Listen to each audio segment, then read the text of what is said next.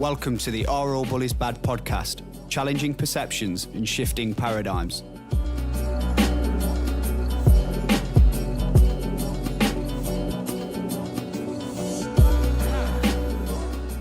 Hey guys, Simeon Callum again from the Are All Bullies Bad Team. And this episode we're going to be discussing the pressures of a secondary school child and the kind of stuff that they have to go through on a day-to-day basis. It's quite an exciting subject and one I'm going to look forward into going into, Cal. I'm going to hand over to you to give out the social platforms. Yeah, guys, as always, we really appreciate your feedback and your comments. They all get read and we use them to make the podcast more relevant. So we've got the Gmail, which is the AABB Team at gmail.com. We've also got the YouTube channel, which we hope you guys are listening on now. And if you are, don't forget to subscribe. It's AABB Team. And then we've also got the Instagram, and it's at AABB Team. So as always, thanks for the feedback and the comments. We really appreciate it. We appreciate you listening. Mm-hmm. So let's get into it, Sim. Yeah, let's do it. Myself and Sim, we've been getting together, most weeks now? Yeah. And one of the things that we keep finding ourselves discussing is the pressures around being a school kid. And, you know, we're looking at more of the secondary school age. So from about 11 to 16. Yeah, that's right. And we've just been talking for the last few weeks really about how we need to get these ideas recorded, because we know there's a lot of you out there that are facing struggles. Some of you are just starting your first year at secondary school, so they're just on their first term now. Yeah. So should be going back to school as this is being recorded on the Friday. You'll be going back on the Monday, so you should be settling in. But for some people, you might be the opposite, I guess. You might not be settling in. You might be sort of wondering what it's all about if you're in your first year at a new school, you know, new surroundings, new buildings. It's all quite daunting, and we've all been there. I mean, I don't know what you was like. So, Sim, you was you a year below me? Yeah, I was the year below you at school, that's right, yeah. So same schools though, yeah? Yeah. So we both went to a school here in the Midlands in Derby. And it's changed a lot. The school, I don't know if you've been. I went there last week to do a mock interviews evening at Derby Moor, and wow, what a difference! It looks amazing. I went past the other day to use the sports facilities, and just from being outside the building alone, I thought, wow. Just from the look alone, it makes you feel better. I wish the school looked like that when we were there. That's how I was. Yeah, I mean, we loved our sport. Yeah, you were probably a little bit better than me, granted, but the facilities there now, you know, you go past there and it's so impressive. Yeah. And you do sometimes think, oh, if only they had that when we were there. Exactly. Yeah. But at the same time, you've just got to be grateful that they're getting that sort of right. Of course. Facilities, they're getting the infrastructure there, and I can say, you know, secondary schools seem to really be stepping their game up in terms of aligning their students to their chosen career paths. Yeah. And this is again something similar to what me and Sim have just said about the facilities at school. It's the staff at school as well. You know, they really seem to be focusing more on ensuring that the students' aspirations are as high as they can possibly be. And I mean, we'll touch on this a little bit more throughout this podcast, but in terms of actual sort of day-to-day schooling, I mean, what do you take away from your 5 years, Sim? Oh, what I take away from my 5 years at school? It's a tough one, really, because I felt like as teachers, there was in my eyes, there was two different type of teacher. You had the one that was under a lot of stress and felt like they were here just because it was a job. What, like stress in their own life? Yeah. And they were bringing that to school. Exactly. And they're bringing it to school, taking it out on us. And that didn't make me want to learn. And then you had the type of teacher that you knew was interested in you as an individual or the class on a whole, and they really put their own time and effort into trying to get the best out of you. And it was funny, but I guess I left school not necessarily knowing exactly what I wanted to do, but I'd say I felt more confused than anything. That's just me being honest. I felt more confused as to what I'm supposed to be. Where am I going here? You know what I mean? Yeah. And that's even after you left school. Yeah. And that's a scary thing to think about. Because I'm the same. I was the same, you know, and I almost feel like just to give you listeners a bit of a background. So I am actually a full-time sort of in the engineering industry, and it's one of them. You know, sometimes you take what you need instead of what you want. That's right. Yeah. But posting that question back to myself about what did I take from school. I mean, I love school. Yeah. I really did love school. And what particularly about school did you love? I guess it's just the sense of like belonging to something. Right, yeah. You know, yeah. even like 13 years on from finishing secondary school, I still look back on my years at secondary school with so much pride. Yeah. And because your mind, you go to school day in and day out, and when you go through them gates and you're in that classroom, your mind can just focus on the next hour, whatever subject you're learning. Yeah, I can relate to that. I can relate to that. Yeah. And you get out into the world of work, and suddenly your mind's just racing all over the place. Mm-hmm. So for me, school was all about just a place where I can go to just, you know, be myself and explore and make new friends and just learn about people and learn about the different subjects that schools were teaching at the time. Yeah. I'm going to say there was probably less pressure back then. Oh, for sure. Maybe 13 years ago. For sure there was, yeah. Than what there is now. And this is where I think there's a huge misconception in the world, because I've been out in the working world 13 years, and I would say a lot of adults maybe give school kids a hard time. Yeah. Well, I feel like I wouldn't say it's necessarily a new thing. I think because the world has obviously like evolved since we was at school, and there's more advanced technology and whatever else, people just all of a sudden think kids should be smarter. Yeah. So more's expected of them. I don't know if you get that same feel, but yeah, I do. Yeah. Yeah. So I feel like people just think, okay, kids should know what they're doing. They should know where they want to be. They should understand. But do you think with the sort of technology, the way it's moving, it's this, you've just said it yourself there, like adults kind of look at kids and say, well, they've got all this technology at their fingertips, they should be smarter. Yeah. But actually, because the technology is so much smarter, we don't actually need to be as smart anymore. You're right there. You're right there. In terms of like, even you type in a message, you've got your spell check there at your fingers. So I mean, how long is it going to be before you're learning how to text faster at school and type faster as opposed to learning handwriting? Exactly. You know, how many years away are we from that? It could be a possibility. Yeah. And again, that's an open question. So if anyone's got any thoughts on that, please don't hesitate to input and let us know what you think about that. But I feel like a lot is expected of kids. There was a lot expected of us as kids, but it's gotten worse, in my opinion. And I'm not a professional, so it's just my opinion. Yeah, but that's what I think. Yeah, I'm glad you've touched on the whole technology issue there. And one of the biggest sort of influences in terms of a device would be the mobile phone. Of course, you know, without a doubt. I remember when I was at school.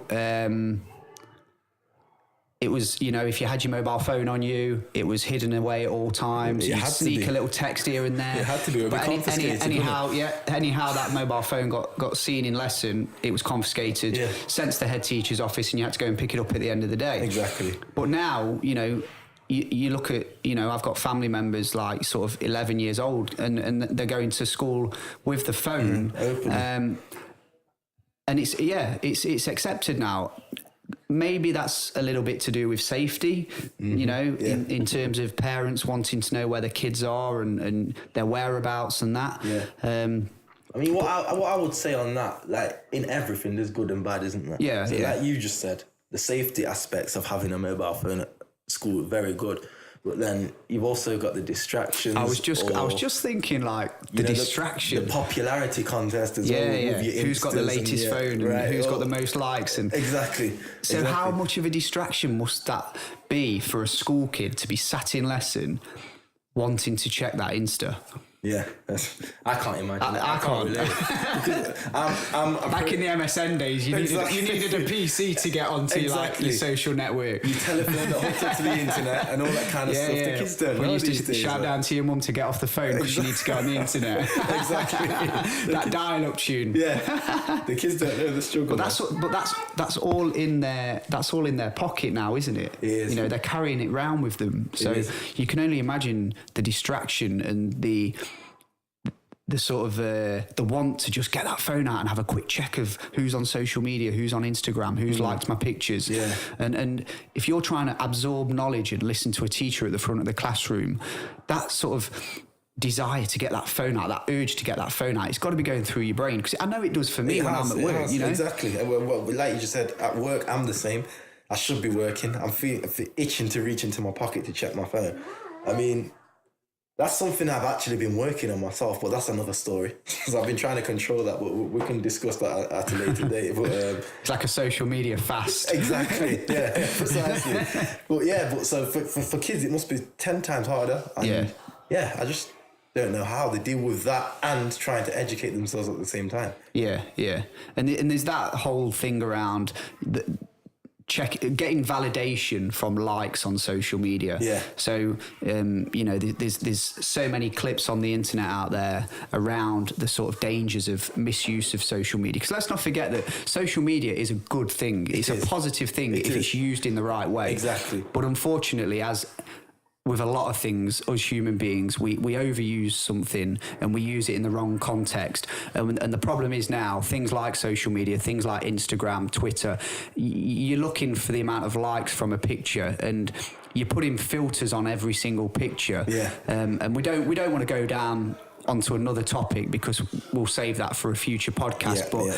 What we're trying to get at here is that, give these young adults a bit of credit that they're going to school every day with this huge temptation that more often than not is just sat inches away in their pockets, and they're having to switch these things off and try and focus their brain onto a subject for say an hour or an hour and a half.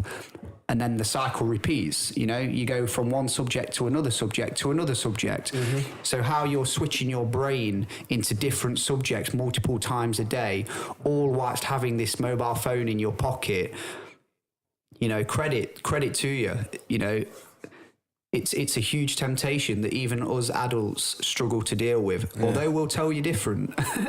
we'll say it's easy. We'll say it's easy. We'll try to, But the proof's right there. Everyone struggles with it. But I feel like we take the social thing aside. So if I can go back to when we was at school now, 13 years ago, we was expected to know what we wanted to study. I mean, even before your final year, you're picking your subjects as like year 9, 14, 14 years of age. So we're picking our subjects in year 9. So you're supposed to know what you want to study. And then after knowing what you want to study, you're supposed to be able to commit yourself to achieving a certain grade, whatever that might be. It's different for every individual.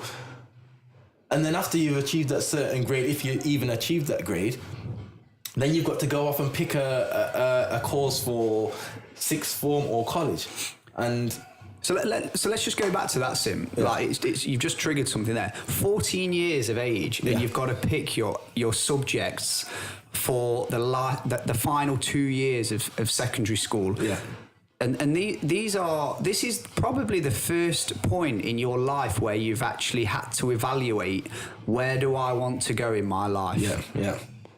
And then you're handed, I think we got like some document in form time, and it had all the subjects that you could pick. Yeah, and you took it home, didn't you? And I don't know about you, Sim, but I went home, I got that document out, and I just looked at, well, what are my mates doing? Yeah.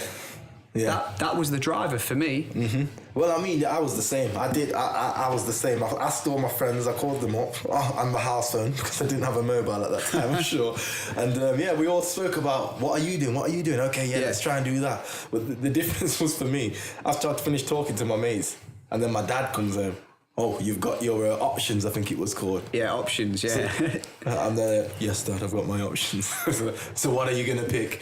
And I know in my head what I want to pick, but I know deep down, even after I've picked it, he's going to have a big say in what subjects come next for me. Yeah. I mean, and that was a big thing for me. I don't know, everyone's obviously different, but some people probably can relate to their parents having a massive say in what subjects they pick. You might not even want to study that subject. Yeah. But guess what? You're now doing this, and this is what you've got to deal with now for however long, I don't know, for the near future, until you book up the courage to say, I don't want to do this anymore. Well, that there, it's like you come to a point in your life in year 9, as it was for me and Sim. It might have changed in the current school system, but we chose our subjects in year 9. So as we've said, at 14 years old, that's the first time you're sitting down and actually thinking, well, where do I want to go in life? What career path do I want to follow? And like Sim's just said there, a lot of his pressure came from parents. So he might have actually wanted to do a certain subject, but your dad, yeah. So your dad might have just said, "Oh, hold on here, son. Let's think about this and let's go in this direction." But for me, it was like, I didn't really put a lot of thought into it. I just, a bit like you said, I looked at what subjects would be the popular ones. PE, you know. That's what my mates will be doing. Yeah. That's what a typical 14-year-old boy should do. So I'll do that one. And that was really my thought. I didn't have that foresight to think, okay, in 10 years' time, where do I want to be in life? And then I didn't know to reverse engineer that back to a 14-year-old boy sitting down thinking about what subjects he wants to do. Exactly. There was not much thought in that. No, not at all. And another question it's just come back to me now. I always remember being asked around that age, so what do you want to be when you're old? So you actually got asked that, though? Yeah, well, yeah, not just by family, in school.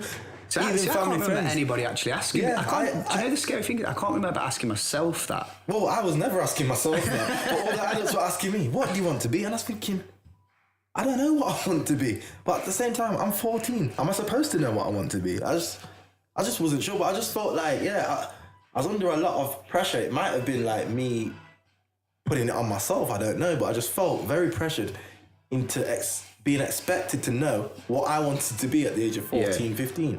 Which I think is ridiculous. I don't know if anyone agrees or disagrees, but again, I'm open to hear what anyone's got to say. Yeah, definitely, guys. We'll be sure to give you the social media channels at the end of this podcast, and please, as Sim's just said, reach out to us if anything that we're saying is resonating, or you're sort of having a difference in opinion. Let us know your opinion. Yeah, please. That's what we're here. We're all about sort of community. We want to be sort of open. So yeah, just get in touch, and we want to be accessible. So don't sort of, if you're listening and you're agreeing with us and we're resonating with you, then please let us know. We love feedback, and it's how we can make sure that these podcasts stay relevant and they just get better and better. Yeah, please do support us, mate. Just let us know. And even if you disagree, tell us you disagree, because I would like to hear the difference of opinions. It's not just, of course, what I mean? We don't want people to just nod their heads and agree. And your experiences, like I've just said, mine and Sim's experiences at that point of being a 14-year-old, picking options at secondary school was very different. Mm-hmm. So I looked at, what are my friends doing? What's the popular subjects? And also you've got to think of your family setup. Yeah. So for me, I come from a single parent, 4 kids. We didn't have a lot growing up. We were probably what you'd consider to be the have-nots. Mm-hmm. So for me, it was all about sort of what can I do to get money. Yeah. Yeah. To me, sixth form was never an option. Yeah. I didn't have that luxury. I needed money, and as soon as I finished school, I knew I could earn money. Yeah. So why would I want to jeopardise that by going to sixth form? Yeah. I mean, I wasn't from the single parent background, but again, I can relate to what you just said in terms of the money. We didn't have a lot. Yeah. We was mum and dad, 5 kids. And of course, with that many kids in our household, you're going to have to go without some kind of things. Yeah. So I'd say we were poor, in my words. Yeah. So yeah, I was the same. I just wanted to know, how can I make money? And loads of it. So yeah. Well, that, I guess at a later time I can express how I chose certain options outside of school, outside of college, and what it led me to. But that can, again... But that all stems back from that age you were when you was at school. Well, yeah. We're sort of... I would say we're not only conditioned by our parents, we are conditioned to a certain extent, but I would say a lot of some of our conditioning comes from our social environment. Yeah. And when you're in secondary school, I'd say that's probably one of the biggest influences. And that's where we go back to saying around secondary school kids today, are so much conditioned by so many more things than we were. It was parents and probably a little bit of MSN. Yeah. But now it's like, I think parents sometimes are so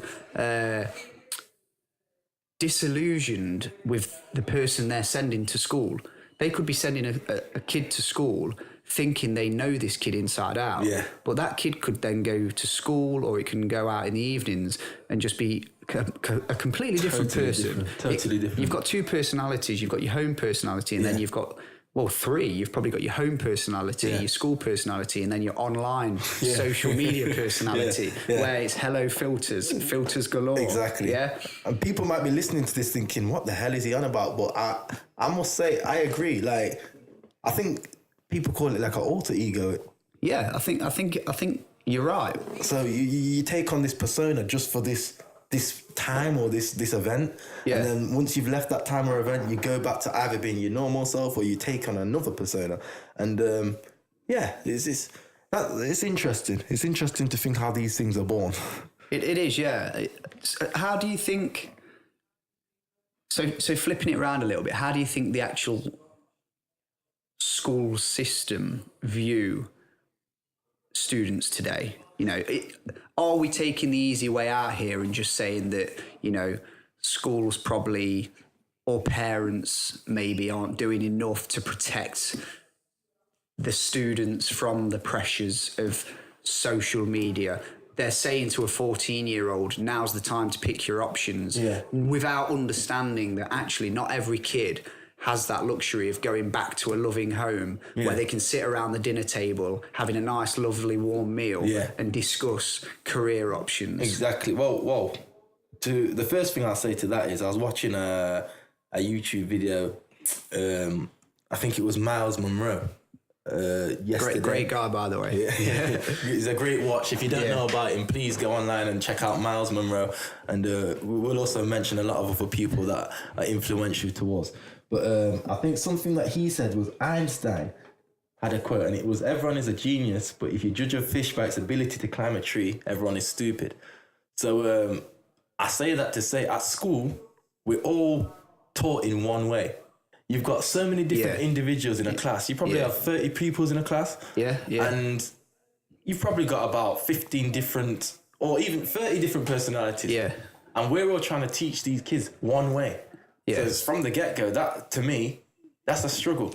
And it's not just teaching them one way, it's assessing them one way. Exactly. We all sit in those exams at the end of year 11. Exactly.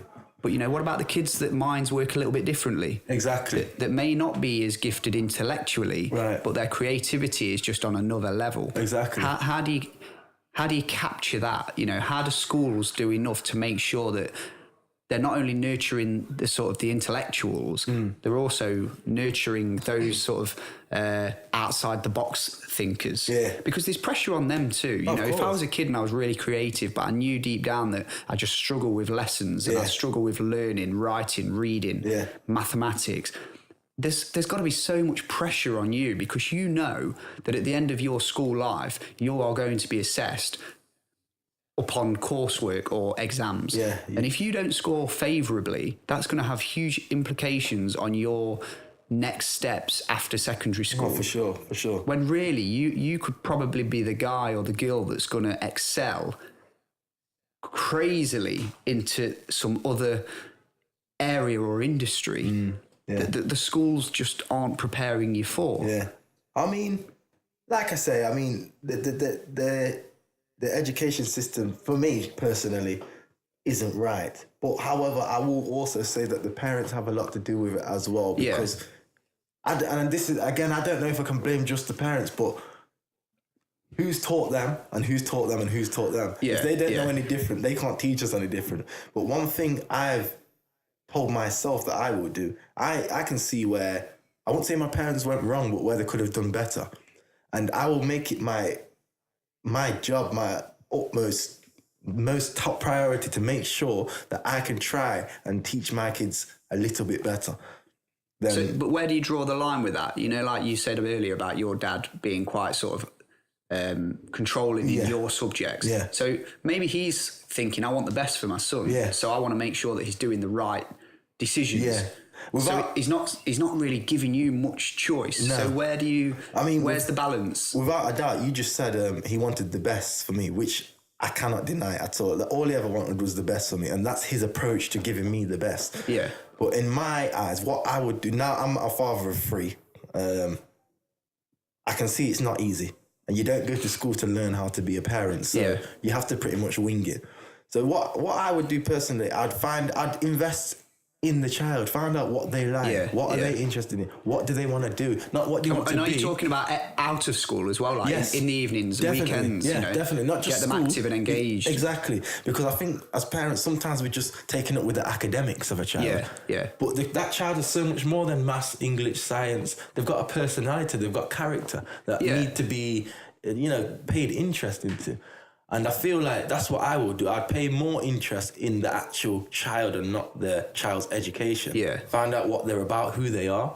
Because as young as they are, they've all got their little personalities, haven't they? Because is it easy for parents to just take their kids off to school and almost be like wash their hands with the kid from like 8:30 until like 3:30? Because the school's taking care of them now. Sure. So that's it. For sure. So if they're not learning right, then it's the school's fault. Exactly. We need to blame the school. Exactly. The school are failing. Exactly. And that's the point I'm trying to make. You've gone into it a bit more detail, and I'm glad you did. That's exactly the point I'm trying to make. I feel like parents can easily send their kids to school. School will teach them this. School will teach them that. Yeah. When they come home, right, why haven't you perfected what you've learned at school? Yeah, just sit there in front of the television for a few hours, but I'm still going to give you a hard time on why you're struggling to learn certain subjects. Because the school should be teaching you those subjects. But I think one thing parents don't realise is, and again, this is through me doing research, I think it was Robert Kiyosaki, the author of Rich Dad Poor Dad, another great author and another great teacher. Should go and check him out. He says children are just basically sponges to what their parents are doing. Yeah. So if your parents are sat there watching TV for 5 hours, guess what? The kids are going to do the same. If your parents are sat there reading a book or watching blogs or typing letters, your kids are going to do the same. They simply do what they see. Yeah. They don't learn from what they've been told. So that's another thing I feel like as parents, because I'm a parent now, we can do so much more to influence how our kids turn out in the future. Instead of just taking the easy road and just assuming that school's the biggest influencer in our child's upbringing. Exactly, yeah. In terms of where they want to go in life and the aspirations they have. Yeah, precisely. So I guess we can't really sit here and blame the school system. What we can say is that there's definitely things that both the school system needs to go away and look at, but also there's some emphasis on the parents. Oh, for sure. They need to sort of sit with their children, learn more about them, and try and understand them a bit more. Exactly. Not just the TV, but tablets, phones. Yeah. I mean, I'm guilty of this. I've got a 4-year-old son, and sometimes when you need that peace in the afternoon, you've had a hard day at work, and it's so much easier to actually just get the tablet out, get the iPad out, and just let them sit on the iPad for an hour or so. Sure, yeah. Hope that'll tire them out. Yeah. And, it gives you sort of pleasure if they're playing a game that's educational. Yes. But the be-all and end-all is they're still sitting in front of an electronic device, a square screen. And there is times when I've looked and thought, actually, as a parent, maybe I need to step up a little bit. Do more, for sure, yeah. And that really drills home to me when my son, who's only 4, comes home with homework. Yeah. I take it upon myself every day when I pick him up to go through his bag. Yeah. Look what homework he's got. And actually, we've made the rule now that every day when he comes home, the first thing we do is the homework. Yes. Yeah. Because whilst he's still in that mindset of learning, we want to make sure that we really capitalise on that and make the most of that. And get good routines in. That's it. Routine is so important because I did not have routine when I was a secondary school kid. Yeah.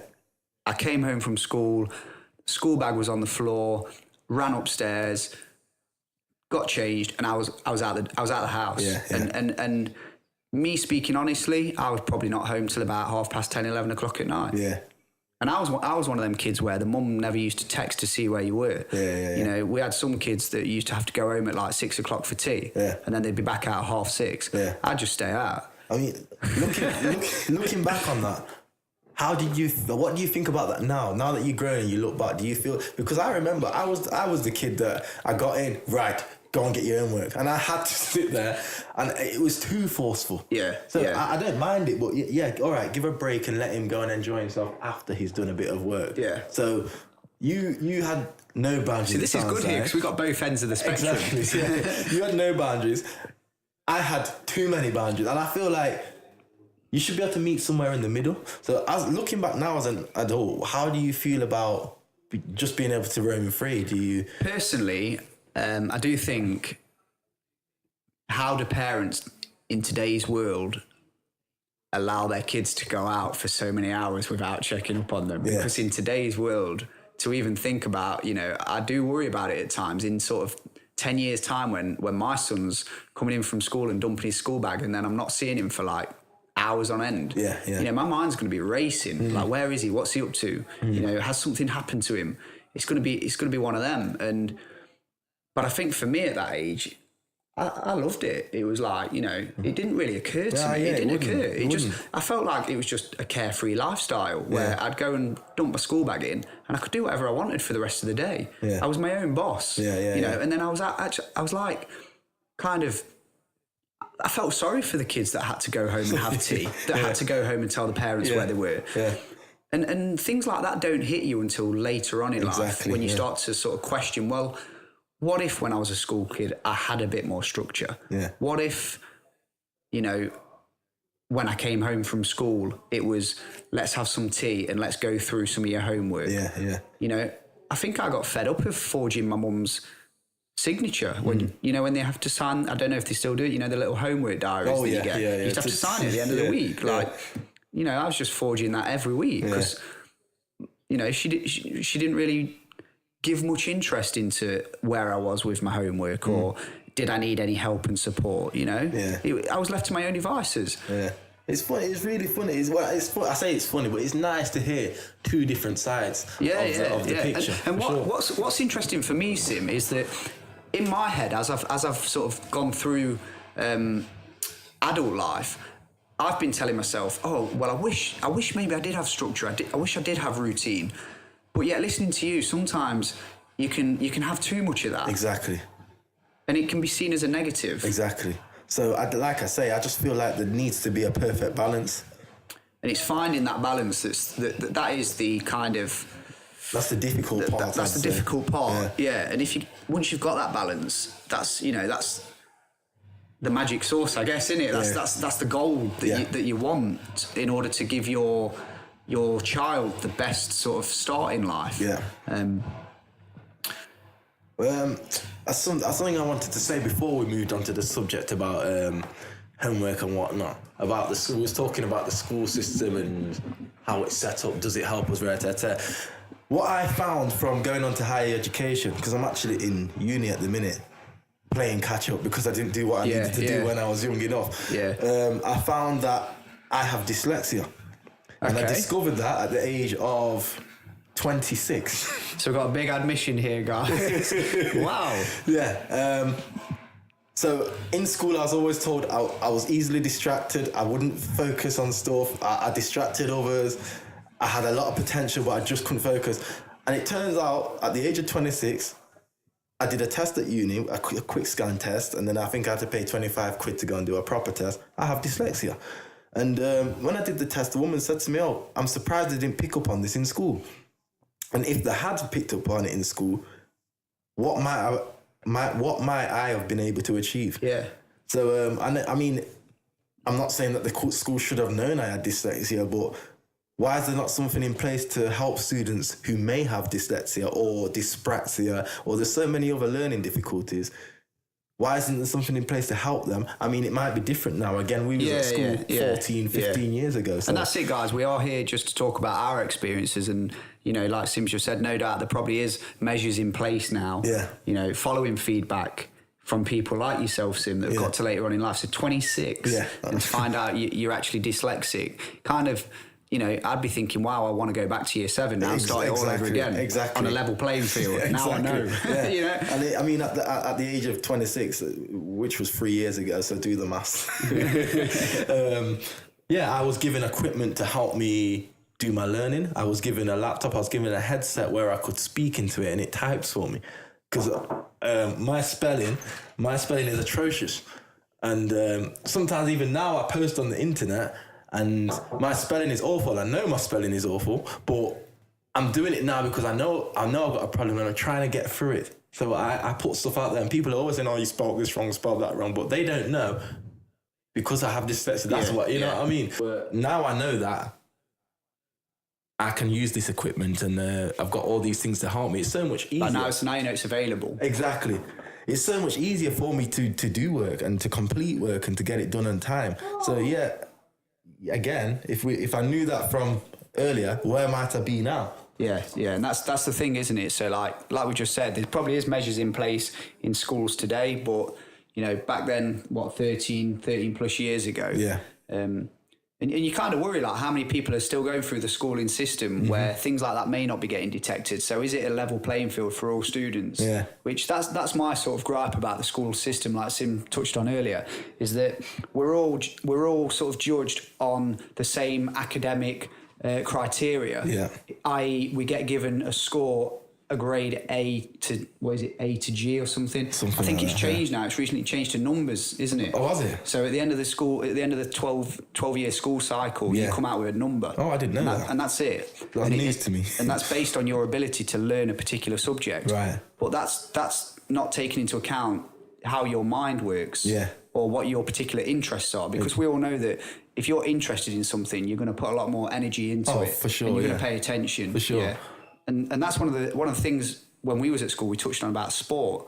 You know, the PE lessons were they were brilliant, weren't they? No, they were wicked. Because it's something that we're interested in. We love sports. Yeah. But then you talk to me about sort of history or geography and things like that. Shales. And the chances of me getting a good grade in that wasn't so much as, you know, I wasn't sort of at an intellectual level. It was just simply that I didn't have that interest. Yeah, just weren't interested. Yeah. And therefore you're simply not going to apply yourself. So that's it. Huh.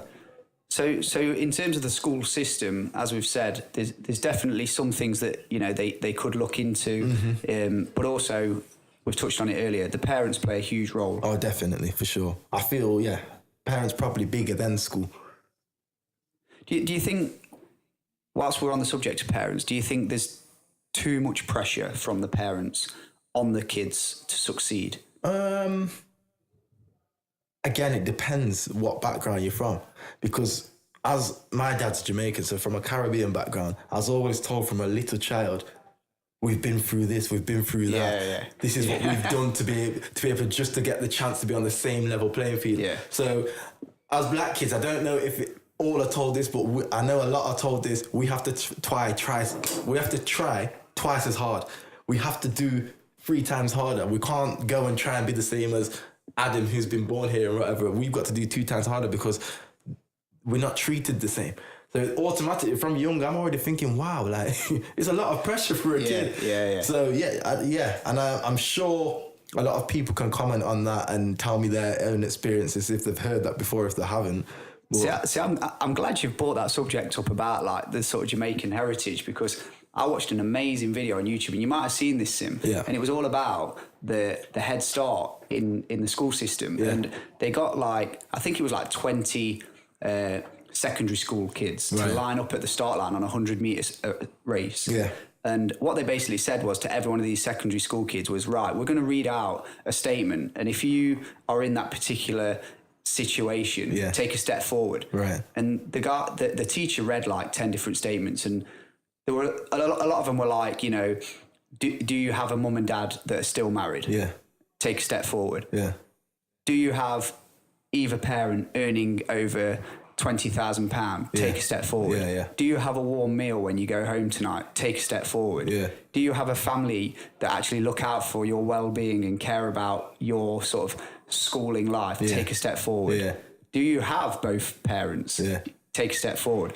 And what struck me was the people that were left on the starting line, the majority of them were sort of, that were black. And this school teacher said to these school kids, just stop where you are now and take a look around. Yeah. And they all looked around, and you could see that that it hit them. Of course, that was the case. And this school teacher was saying, if you all started on the same line, these kids would whip your ass in this race. Right, But unfortunately, some kids get a massive head start in life. Yeah, which is true. Like I said, and again, I'm glad you can go into things a lot better than I can, because it's like I touch the surface and you just dissect the whole thing. And I really like that. I love it. But the thing is, though, and this is what I will say, being told all them things from young, sometimes... And I'm guilty of doing it myself. Sometimes we do the reverse and then we say, you know what? It's never been fair, so F it. Yeah. I'm not going to try. Yeah. It's never been fair. They don't want us. And that happens to a lot of young black boys, more so than the black girls. And it's like you give up before you've even started. Yeah. So in a way, it's good to know where you've come from and what you're up against, but does it benefit you in the long run? I'm not sure. I cannot answer that for myself and say yes or no. So I'll be intrigued to know what others think. I think every individual is different, and what one person can use to stop their growth and development, another person can use that exact same situation to push them forward. Exactly. You know, so each individual school kid could take the same situation and interpret it completely different, and use it motivationally in completely different context. So in terms of actual pressure from parents, Sim's just said there, you know, your dad was quite a reflective guy, looking at all the struggles from before, to say almost as if, you know, we have to try twice as hard. From my experience, pressure from my single mum, 4 kids, there wasn't any pressure, you know. So like my mum, you know, no disrespect to bin men, but if I was to become a bin man, if I was to become a leaflet distributor, if I was an Avon man delivering Avon, you know, my mum would have been so proud of me regardless, because she kind of had the mindset, well, it's my son, and I'm going to love him no matter what. And I feel like that's very important. It is important, Sim, but also it can be demotivating. Because you've got that person behind you going, Sim, look at all this that's happened to our heritage in the past, you know? And you've got that feeding you, and that's like the fuel to the fire to push you forward. Whereas I've got, well, I'm going to be proud of you no matter what, so, you know, do whatever you want. And again, I will say, because I've said this several times, it's about finding that middle ground, isn't it? It's about finding that balance, because you know, it's sometimes, like I said, I think that's too much pressure for some kids. Can't deal with being told all that. Some of them just turn bitter and angry, and that's the end of it. So sometimes just you want to let people know whatever you choose to do, you're capable of doing anything. You've got everything around you that you need to succeed. But whatever you choose to do, whoever you choose to be, I'll be proud of you no matter what. And I think personally, you might get a hell of a better response than you would with the pressure. But please let us know what you think. And I think, like you said, you've got to support your kid, you know, whatever they want to do in life. Yeah, of course. And try and learn more about that kid. And this isn't just for parents, this is also for schools. And we understand when you've got, in a year, probably 300 students, it's so hard to have the time. And I know that budgets are really, you know, tight with schools working in the public sector and that. But, you know, you've got to do all you can to understand the school child as an individual, as a human being, instead of just like a name on a bit of paper or a register. Of course. And you've got to look at what sparks their interests. You know? I'm glad you said that, name on a paper, because I think in reality, and I like to do a lot of research in my own time. Sometimes I bore my girlfriend to death with all the research, and I'm trying to get her involved. Come on, watch this. But what I've found is the reality of it is, especially when it comes to classes, you've got your middle class, your lower class, and your like your upper class. Your upper class. When it comes to the middle and lower class, we simply are just a bit of name on a paper, and we're here to fall into a system. We're here to go and fill up spaces in a job. Do you think that a lot of schools the system is set up to create average adults? Oh yeah, for sure. So we're churning out the Mr. Average. Mr. or Mrs. Average. We want grade C students to go out into the world and earn a 20 to 30 grand a year job, because that's average. I wouldn't say that they necessarily want grade C students, but it's what is produced. Yeah. So even though they encourage us, come on, you can get an A Simeon, or you can get a B Simeon, or you can get a what? Reality is, I think they know what's going to be achieved by a certain crowd. So once you've achieved that, right, your job is now to go into the wider world and become a worker. So we're all workers and we're all consumers. There's no leaders, businessmen or producers, which is really sad in my eyes. Because I feel like you could be taught, and I don't know if it's the job of school or the parent here, but you could be taught about ambition. You can set up your own business if you want to. But all I ever remember at school was being told, and I don't know if it's the same for you, get good grades so you can get a good job. Yeah. Get good grades so you can be the manager. Job for life. Yeah, a job for life as well. Is what it's called. That was the big one and for me. And you can be the manager at this company. Yeah. But why can't you be the manager of your own company? Own a company. Exactly. Yeah. Go and work for a full-time job, making someone else rich for 40 years of your life. Retire, get a certificate from the chief exec. Yes. And, probably die a few years into your retirement. Is that the kind of people that the school system is creating at the minute? It's just sad for me. I mean, I'm a postman. I was at work the other day and they gave a team brief like they do in the morning. And there's a guy there, I'm going to just call him Robbie for the conversation's sake. And he's like, oh, lads, by the way, before I start, Robbie's been here for 30 years, so well done, Robbie. And everyone just did a little bit of clap, he fist pumped, and then carried on with the team brief. And that kind of scared me. I'm not going to lie to you. I was scared. I was thinking, he's been here for 30 years. And all he got was a well done. That's it, nothing, no bonus. Crazy, that loyalty. Exactly. So I don't want to be that Robbie. No disrespect to Robbie, but I don't want to be him in 30 years. I've been there 3 years and I don't want to be there 5 years. Yeah. So, I don't know if it's a lack of ambition. I just don't know. Don't know. So, again, open to hear people's opinions and views. Talking about ambition there from school kids. So I went into my old secondary school only last week to do some mock interviews for their year 11 students. Yeah. And I was blown away by this one guy. And he stuck in my head. Yeah. And, this guy was of Pakistani heritage. Mm-hmm. And I interviewed this student. And he'd be 15, 16. And I was trying to gauge this kid's aspirations. Right.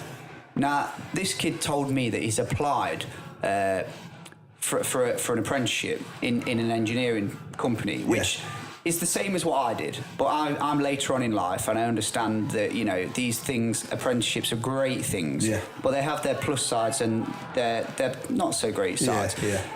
And this kid just blew me away because he was talking about things he's doing today in terms of employment. And on a Friday, Saturday and Sunday night, this 15-year-old kid is working at his family's takeaway into the early hours. Okay. Right. Now, that alone is ridiculously impressive. Mm-hmm. But when I said to this kid, does it not bother you that there's kids your age on a Friday, Saturday, Sunday night that are at home playing the Xbox and playing the PlayStation? Yeah. I said, what does that make you think? And his response was like, well, more the fools them, because in 5 years' time, what's that PlayStation, what's that Xbox going to have given them? Right. What's it going to have taught them about life? Nothing.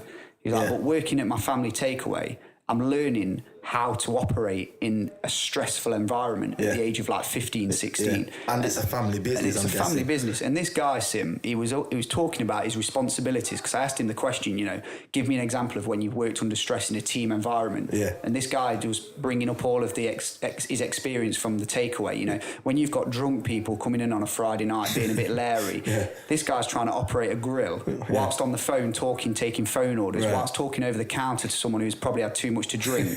Whilst putting salad and sauce and everything onto somebody's food, all that whilst still not trying to burn the food and satisfy the customer. And this kid's 15, and I'm kind of like, I don't want to sort of put a dampener on the fact that he's applied for an apprenticeship. Yes. But I'm looking at this kid thinking, this guy is a business owner. Exactly. This guy could be, the next Sergey Brin, he could be the next Bill Gates. This guy could be the next Elon Musk. He's an owner of a business. Yeah, clearly. But unfortunately, this guy's aspirations have got him to apply for an apprenticeship, which what I worry about is that if this said person doesn't get accepted to this apprenticeship, the reality is may he just fall by the wayside and work in his parents' takeaway. Will the kids in his class go into town in years to come and go into a takeaway and see this guy working, still doing what he was doing since 15. That's what bothers me. Yeah, I understand. Because if we could nurture that gift that this kid's got, and he's clearly got a gift, and he really did, then that school could maybe have the next big sort of entrepreneur on their hands. And that's something that I've been trying to stress from the get-go. Like, why is that not in place for, especially kids like the lad you've just mentioned who switched on at 15? I definitely wasn't thinking that. I was one of these kids that was at home playing the Xbox or out playing football. I think at the age of 15, I was just about starting to break out and allowed to sneak out and on the parts with girls and all that kind of stuff. So I'm thinking I'm in my element, but looking back now, it was all a waste of time, and I wish I was doing what this kid was doing at 15 and where might I be now. So credit to him and his family for pushing him in that direction, and making him so focused, because I really like that kind of story. It's nice to hear. And that's the thing as well, like the kids seem to be enjoying it. You know, he actually, I could tell by talking to him that he enjoyed knowing that he wasn't just wasting away his weekends just doing some sort of derogatory brain-numbing exercise by playing a games console. He was actually sort of engaging his brain and learning how to communicate in a stressful environment. Mm-hmm. I mean, I think it's brilliant. But I'm sure there's people out there that are thinking, hang on, this kid's 15. Why is he not being able to be a 15-year-old? Whatever that means. And maybe later on in life, this same kid could look back on those times and think, actually, I did miss out. Yeah. But, you know, we're just speculating. Exactly. Like we said, it's our opinion. I'm impressed by it. I'm very impressed. If there's anyone else who thinks otherwise, please let us know. Please comment, mention, whatever. Just get at us and let us know how you feel about this certain subject. Yeah. So that we've just discussed about the pressures and that the parents and the school system put onto kids in order to go out into the world to succeed. And we've heard from Sim there about, you know, his parents putting the pressure on him, using the whole Jamaican heritage to try and drive him forward. But then I gave my input to say that there was no pressure on me. Yeah. You know, absolutely no pressure whatsoever. So I guess a lot of what my drive came from was looking around at what other kids had. Yeah. And that is, you know, going back, we're touching on again social media here. Yeah. It's a massive, massive thing in schools. And that whole comparison between what have they got and what have I got, you know, that can be sort of detrimental to a school kid if you let that get inside your brain. And, you know, for me, it was always a case of, well, okay, I might not be able to afford it now because I'm a school kid, but when I get out of school and get some money, I will then have that. I will have them trainers. I will have that jacket. You know, I was exactly the same, but I feel like, and I don't want to go into too much detail just yet. This is probably for another subject. We clearly went two different ways about making sure we both got what we wanted. So I don't need to say too much, but after hearing everything that you've said, I just want to say, personally, I know you and whatever else, I'm really happy and proud of what you've achieved since school to now, because if you looked at yourself back then, you might have written yourself off. I'm sure many other people might have wrote you off. And if you look at what you've achieved and what you've got, you've done an amazing job, mate. So, well done. Yeah, cheers for that, Sim. And that again, like, you know, I'm grateful. This podcast is all around the openness and the sharing of ideas. And what I never realised before this podcast, guys, was just how kind of polar opposites we are. You know, me and Sim have known each other, well, since school. So you're looking at probably like sort of 16 years. But until you actually sit and go into these topics, i.e. the pressures of a school kid, you know, I never realised the impact that Sim's parents had on him. And probably you're the same with me, Sim. You probably never realised that I had no pressure on me. You know, because someone that's probably looking like they're doing okay, you'd assume that they've got that family support system there. When actually it was the lack of the family support system that led me to being what I'm doing today. So I think it's really useful for you listeners out there that you've got really two ends of the spectrum here.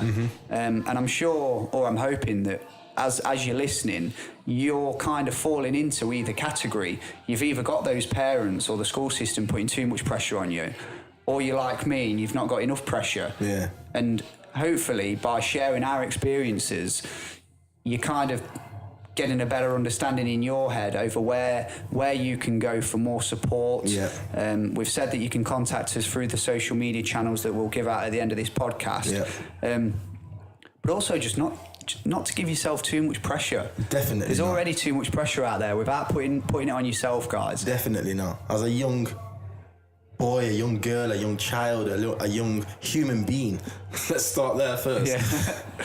Do not over pressurize yourself. I mean, I know they say pressure makes diamonds, and they do. It's been proven, but pressure can cause stress, and stress can kill. The biggest illness in the world at this present time, I believe, is stress. I may be wrong. Again, I'm not a professional, but according to my research, I believe stress is killing a lot of people in this day and age. So. And stress is, a lot of stress comes from being in jobs that you're not happy with. That's the first and jobs that you're not happy with stem from choices that you made during those young teenage years. Exactly. When you probably wasn't as well informed as you should have been. Right. Well, yeah, again, just, you're young, you've got your whole life ahead of you, you're open to do whatever you feel like doing, so just go for it. Whatever it is that you want to do, find out whatever you have to do and can do to do it, and just go for it. That's my encouragement to all the young people out there. Yeah, and I think I'll just jump on the back of that, Sim, just kind of to reiterate what you've just said, is don't put too much pressure on yourself. And I know that's easier said than done, because pressure can come from all things in life, parents, religion, faith, but just stick with it and do everything you can to get yourself out there and learn more about an area or an industry that you're interested in. Don't leave it to chance. Don't just look at a job on a piece of paper and think, yeah, that's something that I might want to do, so I'll align my subjects accordingly. Go out, go into industry, write letters to people, send emails. Like, emails are really good. Yes. I get emails at my work now of people in school asking me questions, and I think it's really good because I try and be honest with them. I don't just paint a glorious picture. I say that a lot of times engineering, it involves working shifts, working through the nights, working away from your family, working weekends. It's not all this glorious picture. And I think social media has another influence on that, in terms of just painting this glorious, fantastic picture. Of course. When really we're not being honest, and we're not going into the weeds and giving you a true picture of what some careers are actually like. And you may get to a point in your life where you could be like me, nearly 30, and you're now thinking, actually, is this really what I want to do? So it's I wouldn't say it's a scary world, but it's a very demanding world, and it's a very competitive world. It is. It's getting more and more complex with new technology. So if you can find your niche, I think niche is a very good word. If you can be creative in your thinking and look out into the world and think, what's missing in this world? What can I offer as a service? Don't be afraid to go it alone. No. There is schemes out there from the government set up to help young people go into business. Don't be closed-minded and think that you've got to go out there and get a full-time job to start earning money. Be willing to take those few years and learn about a particular industry and become almost like an expert in that industry. Please do. And I can guarantee you then people will start paying you for your expertise. Exactly. Yeah, nice. That's really nice. I like that. Okay, guys, that's a wrap. So thank you very much for tuning in again. As always, your support is really appreciated.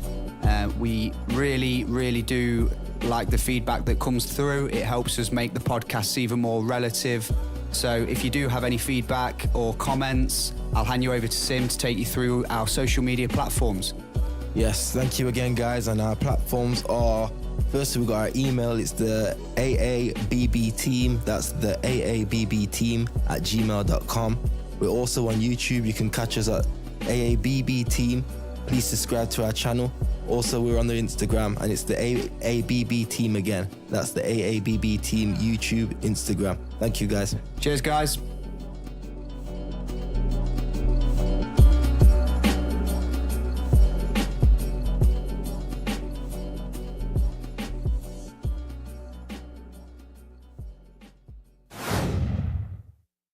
This podcast was recorded and edited by Prince Bazza.